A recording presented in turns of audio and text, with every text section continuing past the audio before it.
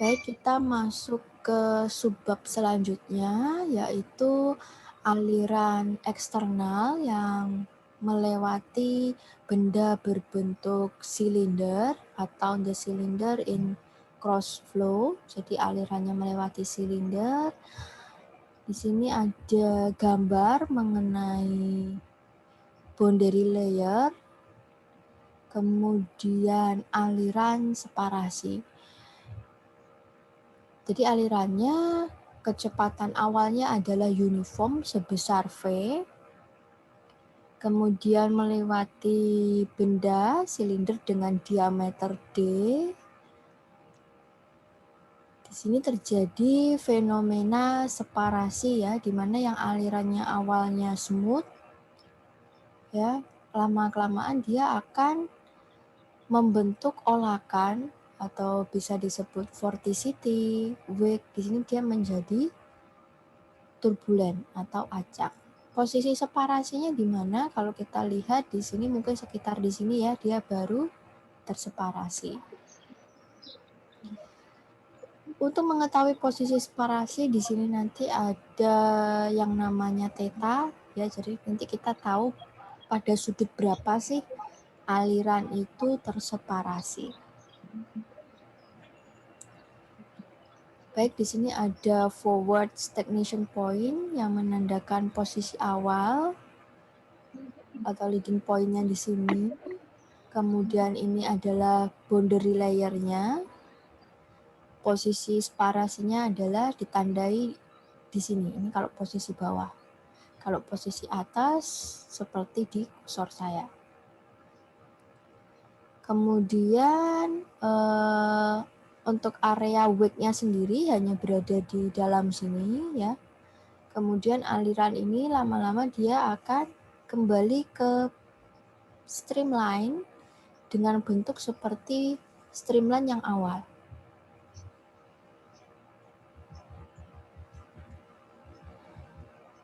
Apabila kita lihat secara detail untuk profil kecepatannya, ya, jadi profil kecepatan itu diplot di sudut-sudut tertentu atau di posisi-posisi tertentu, maka bisa kita lihat di sini ada perbedaan bentuk dari profil kecepatan, ya.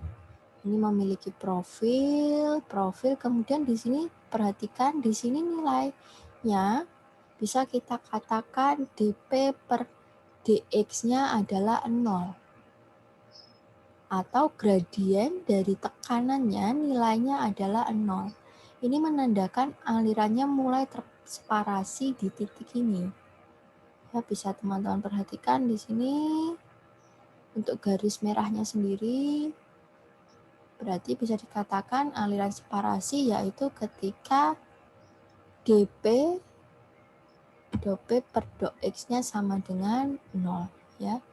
Kemudian apabila sudutnya diteruskan, diperbesar, di sini terjadi aliran balik ya, profil kecepatannya seperti ini. Kemudian posisi tertentu dia arahnya searah dengan aliran fluidanya. Ya, jadi ada aliran balik, kemudian ada aliran yang searah atau disebut dengan flow reversal. Di sini terjadi olakan. Baik, untuk Reynolds number benda silinder berarti L-nya kita menggunakan D di sini ya. Rho dikalikan V dikalikan D, diameter dari silinder dibagi dengan viskositasnya.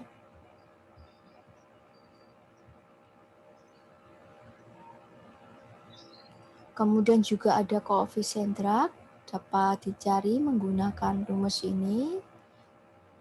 Gaya drag dibagi dengan AF dikalikan rho V kuadrat per 2. Kemudian kita perhatikan apa sih perbedaan aliran terseparasi apabila aliran awalnya laminer.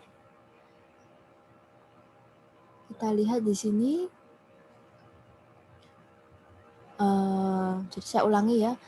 Perbedaan dari dua gambar ini, Reynolds number-nya untuk yang sisi yang kiri dia lebih kecil dibandingkan sisi yang kanan. Jadi yang kanan Reynolds number-nya lebih besar.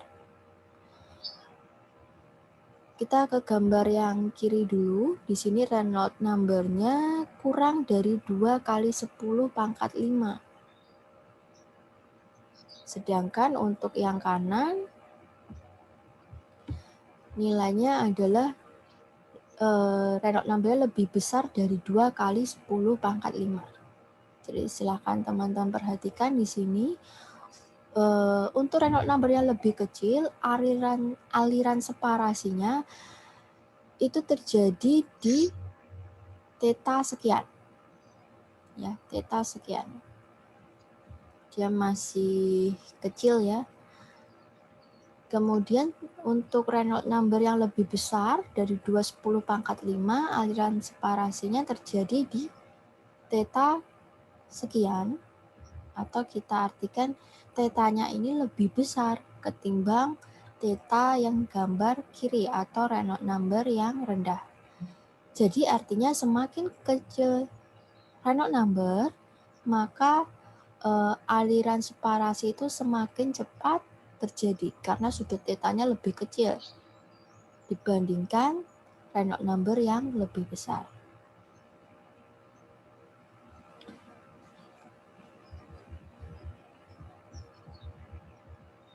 Kemudian di sini ada grafik ya untuk menghitung CD atau koefisien drag. Jadi ini membacanya sumbu X-nya atau horizontalnya adalah Reynolds number, fungsi diameter. Kemudian kita pilih bendanya apa, ya misalkan smooth cylinder. Ya, ini juga ada spare, tapi kita ke yang silinder dulu. Ya, misalkan Reynolds number-nya berada di 1000 atau 10 pangkat 3, kondisinya smooth cylinder, berarti di sini berarti berarti koefisien drag-nya sekitar 0,8 atau 0,9 ya. Posisinya di sini. Ditarik ke garis kiri. Kemudian di sini bisa kita lihat di sini ada no separation, ada sudut separationnya 80 derajat, kemudian sudut separationnya 140 derajat. Ya, berarti menandakan semakin besar Reynolds number-nya, maka sudut separasinya semakin besar. Ya, semakin besar Reynolds number, maka terjadinya separasi juga lebih jauh posisinya dari kondisi poin awal. Ya, sudut separasinya semakin besar. Kemudian kita ke perhitungan nusuk number.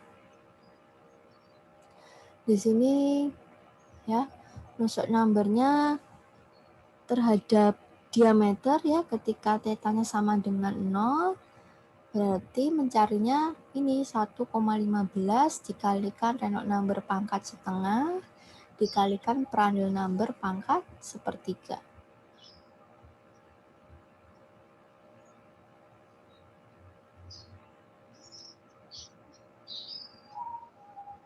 Baik, ini persamaan umumnya atau kita bilang ini persamaan empirik dari Hilbert ya, Hilbert penemunya. Di sini nusuk number rata-rata yaitu H rata-rata dikalikan D dibagi dengan K ya. C konstanta dikalikan Reynolds number pangkat M dikalikan Prandtl number pangkat sepertiga. Kemudian untuk menentukan nilai M-nya berapa, C-nya berapa, kita memerlukan tabel. Di sini tabel 7.2 berdasarkan nilai Reynolds number ya. Jadi misalkan Reynolds number-nya nilainya 4000 atau 3000 ya. 3000 berarti di antara 40 sampai 4000, maka nilai C-nya persamaan yang tadi 7.52, nilai C-nya diganti dengan 0,683. Kemudian M-nya 0,466.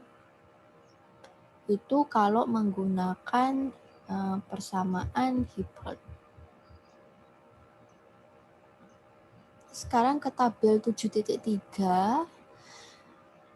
Misalkan bendanya tidak silinder, ya di sini ada bentuknya square, kemudian heksagon sama vertical plate, ya. Benda-benda ini mengalami aliran eksternal, ya ada aliran eksternal yang melintasi benda-benda dengan bentuk seperti ini, maka kita gunakan tabel 7.3. Ya, dengan ketentuan Reynolds number-nya harus berada di range 5 kali 10 pangkat 3 sampai 10 pangkat 5 kalau misalkan bentuknya belah ketupat seperti ini, ya. Maka nilai C-nya adalah 0,246, kemudian M-nya adalah 0,588.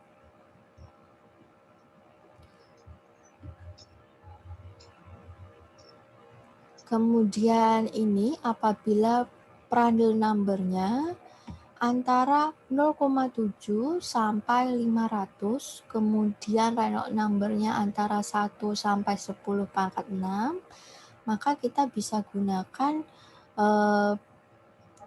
equation 7.53 atau persamaan 7.53. Namun, apabila ternyata Prandtl number-nya nilainya lebih besar sama dengan 0,2 di sini, maka kita bisa gunakan juga persamaan 7.54. Ya, cukup panjang di sini. Tapi intinya tetap untuk Nusselt number-nya dia merupakan fungsi dari Reynolds number, kemudian Prandtl number. Ya, ada tambahan konstanta atau nilai-nilai sendiri di sini.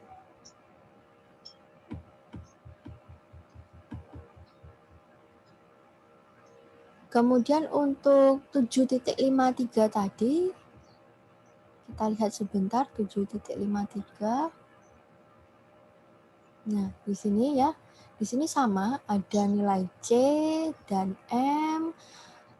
Untuk menentukan nilai C dan M, kita gunakan tabel 7.4.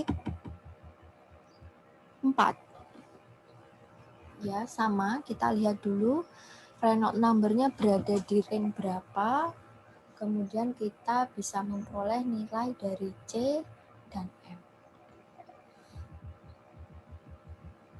Kemudian ini ada contoh soal ya, mungkin sedikit saya kecilkan. Ini adalah example 7.4 untuk aliran eksternal yang melintasi silinder. Jadi ini dilakukan eksperimen. Silindernya terbuat dari logam, ya, diameternya 12,7, kemudian panjangnya adalah 94, satuannya mili. Ya. Ini terbuat dari logam yang warna oranye ini. Kemudian diameter panjang yang diketahui, dia diletakkan di dalam ducting, ya teman-teman. Di dalam ducting, kemudian di dalam silinder ini dialiri panas yang berasal dari electrical heater. Jadi ada panasnya ya dalam silinder ini. Kemudian ductingnya sendiri memiliki kecepatan awal yaitu 10 meter per second. Atau di sini bilangnya ini ya, low speed wind tunnel gitu ya. Selain kecepatan awal udaranya, jadi ini dialiri udara, dia juga memiliki temperatur, yaitu temperatur udaranya 26,2 derajat Celcius. Kemudian untuk heaternya sendiri, dia memiliki daya sebesar 46 watt. Kemudian diletakkan beberapa alat ukur di sini. Ini adalah thermocouple ya. Jadi ini untuk menghitung temperatur udara masuknya di sini ya, ini thermocouple. Kemudian untuk menghitung velocity-nya menggunakan pitot tube Ya, di sini untuk menghitung kecepatan. Kemudian dipasangkan juga termokapel untuk menghitung. Di sini keterangannya adalah temperatur permukaan dari silinder. Ya, di sini ada termokapel juga. Setelah diukur, temperatur permukaan cupnya sebesar 128,4 derajat Celcius. Kemudian di sini ada estimasi yaitu 15% daya terdisipasi, ya, hilang. Kemudian di sini disuruh menghitung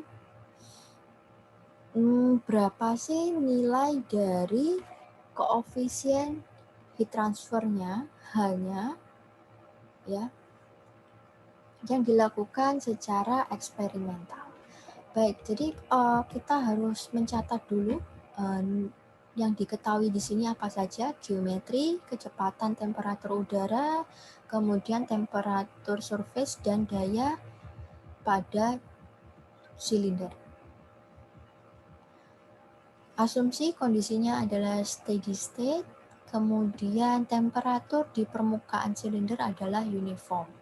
Ini skema, jadi diambil hanya silindernya saja ya. Di sini skemanya. Baik, kita memerlukan properties. Jadi perhitungan awalnya kita harus menghitung dulu berapa temperatur infinity-nya atau udara yang mengenai silinder. Diketahui tadi 26,2, kita konversikan menjadi Kelvin, jadi sekitar 300 ya. Kemudian kita lihat pada tabel A4 untuk udara, maka nanti diperoleh viskositas, konduktivitas, dan Prandtl number. Kemudian dari tabel A4 juga kita menghitung temperatur film. Di sini berarti merupakan temperatur infinity ditambah surface dibagi dengan 2. Itu adalah temperatur film. Ya, nanti diperoleh properties saat temperatur film untuk viskos, konduktivitas, kemudian Prandtl number. Kemudian untuk temperatur surface-nya sendiri juga diperlukan untuk Prandtl number-nya, berarti kita lihat tabel A4 untuk udara saat temperaturnya ini kita konversikan menjadi Kelvin, ya, jadi 401 Kelvin. Ketemu Prandtl number-nya 0,69. Jadi langkah awal menentukan properties ya untuk 3 temperatur udara masuk atau infinity, kemudian temperatur film, terus temperatur surface dari silindernya. Baik, kita hitung koefisien konveksi rata-rata, H rata-rata menggunakan hukum Newton. Di sini ya untuk perpindahan panas konveksi, H sama dengan H rata-rata dikalikan A dikalikan delta T. Jadi untuk mencari H rata-ratanya bisa kita ubah dari H dibagi A dikalikan delta T, yaitu TS dikurangi T infinity. Untuk H-nya sendiri, di sini tadi ada keterangan lossesnya 15%, berarti H-nya adalah sekitar 85% dari dayanya, atau 0,85 dikalikan P. Sedangkan A-nya sendiri bentuknya silinder, berarti P dikalikan D dikalikan L, atau luas selimut dari silinder. Baik, kita bisa peroleh H rata-ratanya dengan memasukkan semua nilainya ya. 0,85 dikali 46 dibagi P dikalikan diameternya, dikonversikan ke dalam satuan meter ya. Kemudian dikalikan panjang, dikalikan delta T-nya yaitu 128,4 temperatur surface dikurangi 26,2 temperatur infinity. Ketemu H rata-ratanya adalah sekian. Ini apabila menggunakan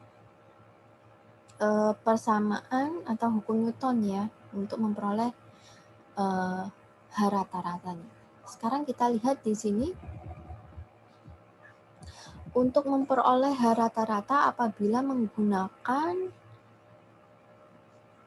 Zhukauskas. Jadi ini ada equation 7.53 tadi ya. itu atau disebut persamaan Zhukauskas. Kita hitung dulu, nanti kita bandingkan. Untuk persamaan atau equation 7.5 sendiri, tadi persamaan nusuk numbernya rata-rata adalah seperti ini ya. C dikalikan Reynolds number pangkat M, Prandtl number pangkat N, kemudian dikalikan dalam kurung ini Prandtl number, rasio dipangkatkan 1/4.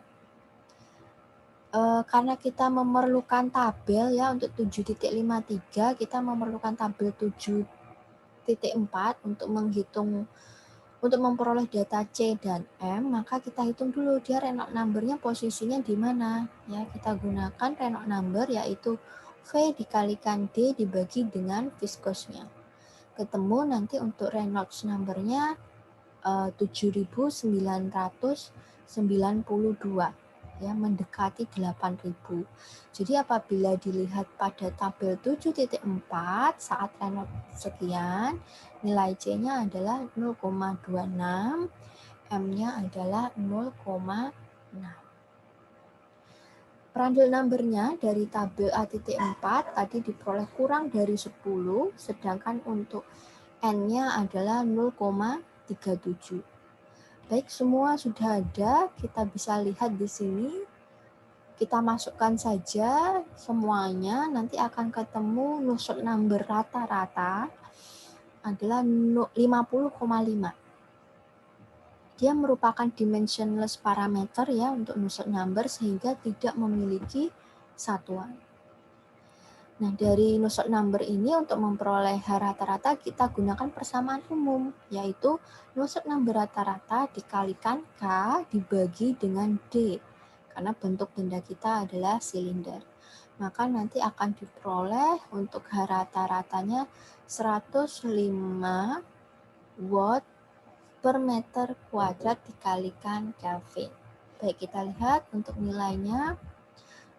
Hampir sama ya, kalau tadi pakai Newton 102, kalau pakai Zhukauskas equation 7.53 diperoleh 105. Kemudian di sini ada komen juga ya, apabila menggunakan 7.54 atau punyanya Schwarzschild di sini, maka nilainya 88 ini cukup jauh ya. Sudah dilakukan perhitungan, ternyata cukup jauh, berarti kita bisa gunakan dua persamaan tadi yang nilainya tidak cukup jauh, yaitu menggunakan hukum Newton atau Zhukauskas.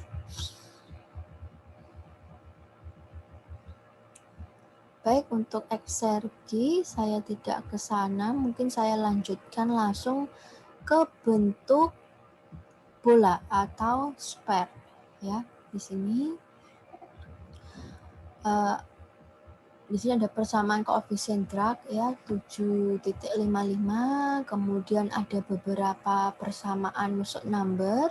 Salah satunya adalah Whittaker di sini. Kita bisa menggunakan 7.56. Baik, mungkin di sini ada tambahan ya untuk menghitung di sini properties dari mu per mu s untuk nusuk number rata-rata benda bola berdasarkan Whittaker. Baik, ini contoh soalnya. Untuk sphere, dia diameternya 10 mm.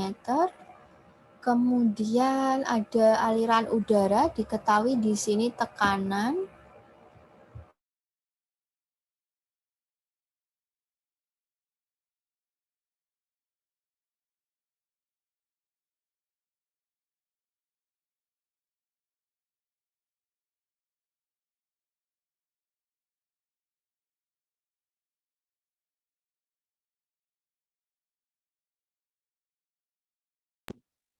Iya, Bu. Iya, Bu.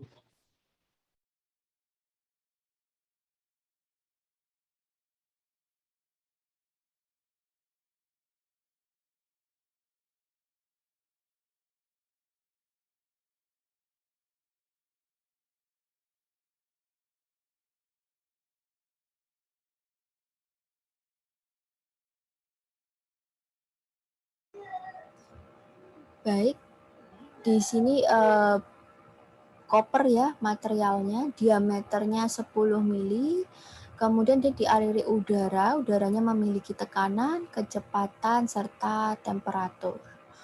Untuk bendanya sendiri di sini ada temperatur I adalah initial, jadi temperatur kondisi awal ya, 75 derajat Celcius, kemudian temperatur saat waktu tertentu dia memiliki temperatur 35 derajat Celcius. Jadi case-nya ini ada perubahan waktu atau transient ya teman-teman, bukan steady state. Di sini ya untuk asumsinya sendiri bukan steady state ya, melainkan transient karena ada perubahan waktu tadi. Sama, kita menghitung nilai propertiesnya karena bendanya di sini koper ya diketahui tadi, jadi kita perlu properties kopernya dulu. Kita lihat dari tabel A.1, kemudian temperaturnya tadi diketahui 328, nanti kita peroleh nilai densitas, konduktivitas, serta CP-nya berapa.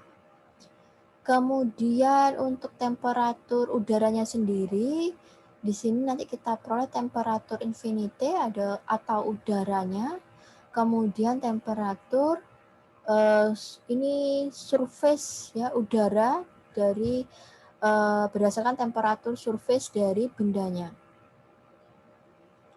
Baik, di sini ada nilai T ya, mungkin tadi belum ada.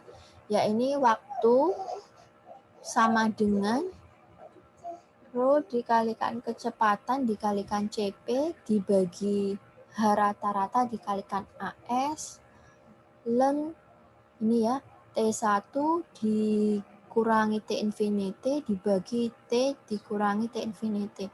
Mungkin kalau teman-teman pengen mereview lagi, ini adalah persamaan lampat pada bab konduksi atau bab 5 ya, equation 5.4 dan 5.5. Mungkin ini pernah dijelaskan di perpindahan panas 1, mata kuliah perpindahan panas 1. Ya, ini untuk menghitung waktunya berapa.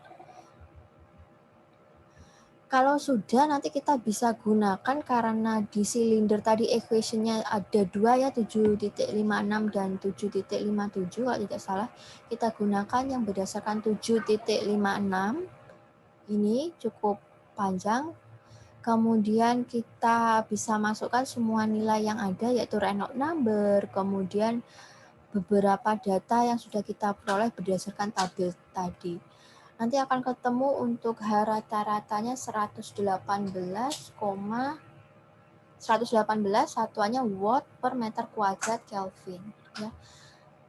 Baik, yang ditanyakan T tadi maksudnya adalah temperatur yang dibutuhkan untuk pendinginan. Ya, untuk T-nya sendiri tadi memerlukan koefisien konveksi rata-rata ya, dimasukkan saja nanti koefisien konveksi rata-ratanya nanti akan diperoleh waktu yang diperlukan untuk pendinginan adalah 71,8 second atau 1 menit lebih ya. Ini tadi persamaan untuk waktu yang dibutuhkan pendinginan. Bisa dilihat nanti di lampat atau bab 5 ya. Di sini memerlukan koefisien konveksi rata-rata.